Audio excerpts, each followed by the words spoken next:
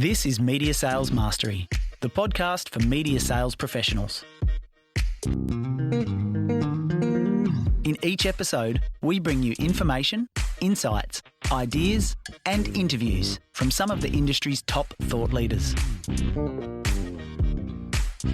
Head to mediasalesmastery.com to help pick the topic and guide the show. This is Media Sales Mastery, the podcast for media sales professionals. I am your host, Jamie Wood. Our topic this week, I can't ask my sales manager that. We're going to be tackling some listener questions in real time, so let's do it. The first 5. So, like I said, it's a special episode today. I've been travelling interstate for work, which has been awesome to get on a plane again after nearly 2 years. But what happened as a consequence is I missed the opportunity to do a full interview. And I've got a bit of a backlog, bad choice of words. I've got a number of pending listener questions that I wanted to get around to sooner rather than later. For those of you heading to the website to submit questions, I've actually let the domain lapse. I'm really just focusing on filtering everything via my LinkedIn. So there's a link to my LinkedIn profile in the show notes. You don't need to share your name or company. You can remain anonymous, but just recording your question and sending it via the LinkedIn audio function is perfect. So if you go into the messages, you'll see a little microphone. Very easy to do. I've also started taking some of the content from the pods and just posting different tips and different thoughts on LinkedIn. So make sure you add me in. I'd love to see more people engage with the comments and get some discussion going. Anyway, enough spam. Let's get into the first listener question. Hi Jamie, I work in direct sales for a large publisher and I'm really struggling with hitting the KPIs that my manager set for me. There's KPIs for meetings, proactive proposals, pipeline size I build, number of new business meetings I do, and even around each different product I take out. It's completely overwhelming and with all the other work that I need to do, just feels unachievable. I'm hitting my budgets, but I dread every whip that I have with my sales manager because we just go through the KPIs and commitments. I don't want to seem like I'm being difficult or pushing back or anything, but I do need to know how or who to raise this with. It's really making me not enjoy the role. Yeah, look, I can really understand that situation. That doesn't sound ideal. Certainly at face value, it sounds to me like the company does really micromanage every aspect of the sales team. And that's not necessarily a bad thing. Having a lot of different metrics, having a lot of different KPIs to track progress, putting initiatives to market, really working at that kind of frenetic pace is definitely reflective of a media organization in the current trading environment that just really needs to stay across things. So the first thing I try to do is just understand why they've overlaid your job with so many KPIs. Like what are they trying to achieve? Is this cultural? Has it always been this way? Has it been a bit of a change or an adaptation since COVID? I think the first thing is to try to get an understanding as to what is it about the way that it's currently structured? Is it is it systemic in the company, or is it something that they're doing in response to the trading environment? The next thing I'd do is I'd probably do what's called a time and motion. So I would actually go and review the past 3 or 4 weeks of your calendar. Have a look at where you're spending time. Really try to keep an inventory of what you're doing. Everything from when you're doing external meetings, when you're doing phone blocks, when you're doing admin, building proposals. Try to capture it in your calendar so that you can go back and reflect on it and start to identify what a typical week in your life looks like, where you're spending time, what you're doing, how much different things actually take in terms of time.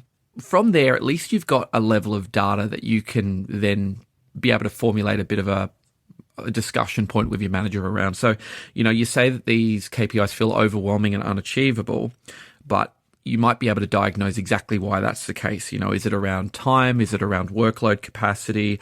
Is there some other blockage in the organization that makes getting around to these things harder? Being able to really clearly articulate that and having a bit of data to support it is going to at least give you some clarity as to where exactly the blockages are and what is causing this kind of friction or this kind of issue. The next thing I'd probably recommend you do is to just take all of that information, really have a sort of, I'm going to say, a very candid but a very respectful, very open and honest conversation with your sales manager. Nick Randall was a guest on a previous episode, and I loved the expression he used, which was bring your sales manager to the problem. So don't come to them with an issue, but just give them an overview of, hey, look, I've audited the last 4 weeks of my calendar. I've had a look at where I'm spending time. This is fundamentally the types of activities I'm doing and how long they're taking. I've really identified that going through the past 4 or 5 weeks, I'm really struggling to hit all of the KPIs and all of the metrics that are set for the team. And I'd just love to get your perspective and see if there's a way we can devise a plan together to overcome this. One of the things that I would be delicately asking the sales manager, and I would maybe kind of be forceful if they can't articulate it, is I would say, what of these KPIs represents the absolute priority? Which is the most important, or which 3 or 4 are the most important, and why?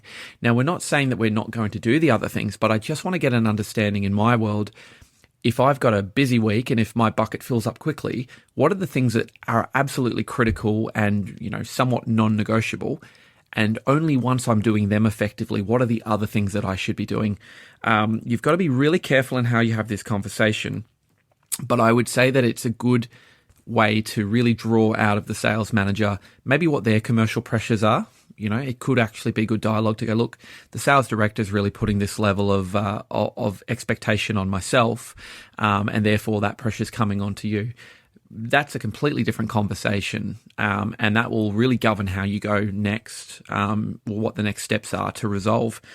I suppose the other thing I'd say is that, my view on KPIs, I do think KPIs are important, but I think you need to really think about KPIs as a byproduct of executing a strategic plan. So don't do activity for activity's sake. Really think about what your strategy is, and then think about what those key activities are that sit against that strategy. So the idea of making 10 calls or doing 10 meetings or putting out 10 proactives, it's got to kind of come back to something more high level around, this is the part of the market that I really want to play in. These are the types of customers that I really want to engage. These are specific clients that I want to target. Really getting a bit more granular around some of that before you start looking at KPIs as just individual metrics is really important. So probably a little bit of a side note there, but from my perspective, I've just always believed in less is more when it comes to KPIs, and really just get down to the absolute critical, most important, maybe 3 to 4 things that actually drive everything else that you do as a media salesperson. So hopefully this helps you. Feel free to come back if you've got any questions, but I wish you the very best with that particular challenge. Jamie, hey mate, loving the podcasts. Can you talk a little bit about your approach to sales planning in the pandemic? I feel like I've spent so much of the last year putting sales plans together each quarter, only to have everything completely fall by the wayside because of lockdowns or clients having disruptions to their advertising plans or business. How do you plan when things are so tumultuous and uncertain? I really appreciate your feedback. Thanks. Yeah, look, I have exactly the same issue. It's really hard. I'm kind of, every time I think about how much time was maybe squandered last year putting plans in place and working on different initiatives only to really have them fall down or not be able to be executed, I'd say a good portion of the year was wasted. It is hard. I had the exact same experience as you. I think the main thing going into this year in the pandemic, and things are certainly looking a little bit better this year, but going in with low expectations and being a little bit cynical has actually been a good thing, because the time horizon that I've been planning against has been a lot shorter by design. Really focusing on getting good at playing what's in front of the team. So very much playing the short game well, being built for pitch, looking at every brief that comes in as just an absolute sacrosanct opportunity that we need to do the best we possibly can against. And, in the direct side of the business, it's very much been around just trying to be a little bit more plugged into pockets of the economy that we know are going to be more in demand or more relevant for consumers. So, for example, right now, cybersecurity is a bit of a hot kind of industry because it's becoming a bit more of a threat. Certain digital businesses are becoming a little bit more interesting. So very much just kind of trying to tap a little bit of that growth and really stay across where some of these pockets of the economy are benefiting. for want of a better term, from COVID. The other piece is contingency planning. So, putting plans together, let's say we're looking at a quarter, really kind of looking at it from the perspective of going, okay, I've planned out what the quarter looks like. I've got my forecast. What happens if my 5 biggest clients were to be completely disrupted by supply chain issues or by another snap lockdown? What would that actually mean in terms of a revenue hole? And then going in and looking at what your plan B might need to be. Therefore, I need to spend X amount of my time building a contingency plan should these clients fall over. So where are some other new clients that I maybe need to be talking to right now? If that client does need to move, is there anything I can do to potentially help them or persuade them to keep their investment set? Can I move their activity? Can I change their messaging out?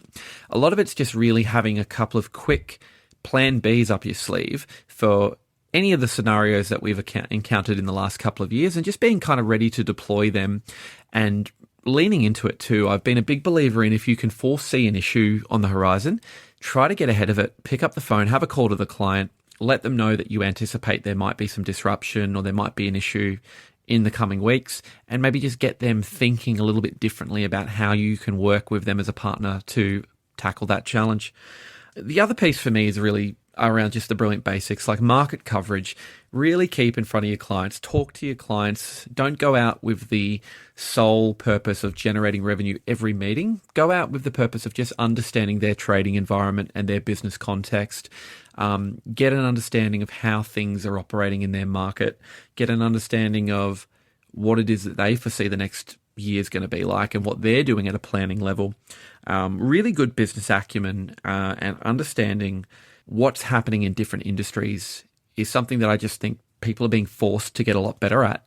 I think it's one of the silver linings of the last couple of years is that a lot of people selling media are really sharpening their business acumen skills and really getting a better understanding of how to position their proposition in the context of what the trading environment is.